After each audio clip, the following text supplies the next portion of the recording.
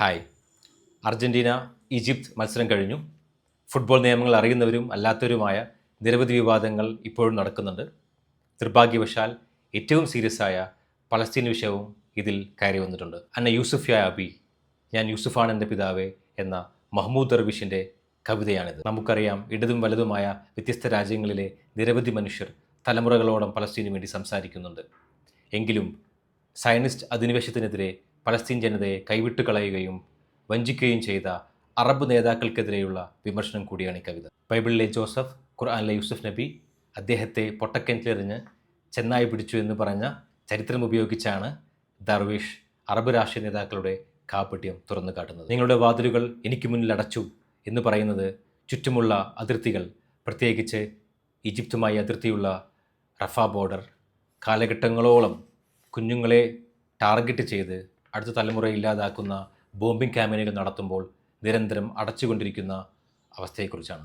Palestine ജനതയെ മാറ്റി നിർത്തി പിൻവാതിലൂടെ നിരന്തരം ചർച്ചകൾ നടത്തുകയും റഫ ബോർഡറിലെ സെക്യൂരിറ്റി ചെക്കുകൾ അധിനിവേശ സേനയ്ക്ക് കൈമാറുകയും ഇന്ന് അബ്രഹാം അക്കോർഡ് വരെയുള്ള പോളിസികൾ നടപ്പിലാക്കാൻ ശ്രമിക്കുകയും ചെയ്തതിൻ്റെ ബാക്കിപത്രമാണ് നമ്മളിപ്പോൾ കണ്ടുകൊണ്ടിരിക്കുന്ന അവസാനത്തെ കോൺഫ്ലിക്റ്റ്. മതവിശ്വാസികൾക്ക് ദൈവത്തോടോ പിതാവിനോടോ, മതവിശ്വാസമില്ലാത്തവർക്ക് അവർ ആശ്രയിക്കുന്ന വ്യക്തികളോടോ ആശയത്തോടോ മഹ്മൂദ് ദർവേഷ് സങ്കടം പറയുന്നതായി മനസ്സിലാക്കാം. അന്ന യൂസുഫ് യാ അബി, ഞാൻ യൂസുഫാണ് എൻ്റെ പിതാവേ.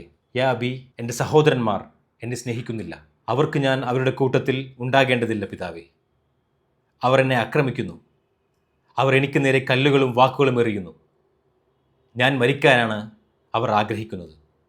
എന്നാൽ മാത്രമേ അവർക്കെന്നെ പുകഴ്ത്താനാവൂ. അവർ നിങ്ങളുടെ വീടിൻ്റെ വാതിലുകൾ എനിക്ക് മുന്നിൽ കൊട്ടിയടച്ചു.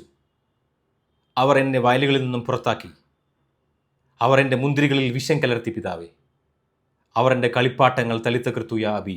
ഇളങ്കാറ്റ് എൻ്റെ മുടിയെ തലോടിയപ്പോൾ അവർക്ക് എന്നോട് അസൂയ തോന്നി.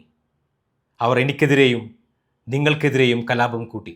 ഞാൻ അവരോട് എന്ത് തെറ്റാണ് ചെയ്തത് എൻ്റെ പിതാവേ? ചിത്രശലഭങ്ങൾ എൻ്റെ തോളുകളിൽ വന്നിരുന്നു. ഗോതമ്പ് കതിരുകൾ എന്നിലേക്ക് ചാഞ്ഞു നിന്നു. പക്ഷികൾ എൻ്റെ കൈകളിൽ വന്നിരുന്നു. ഞാൻ എന്ത് പഴിച്ചു യാ അബി? എന്തുകൊണ്ട് ഞാൻ മാത്രമായി? നിങ്ങൾ എനിക്ക് യൂസഫ് എന്ന് പേരിട്ടു.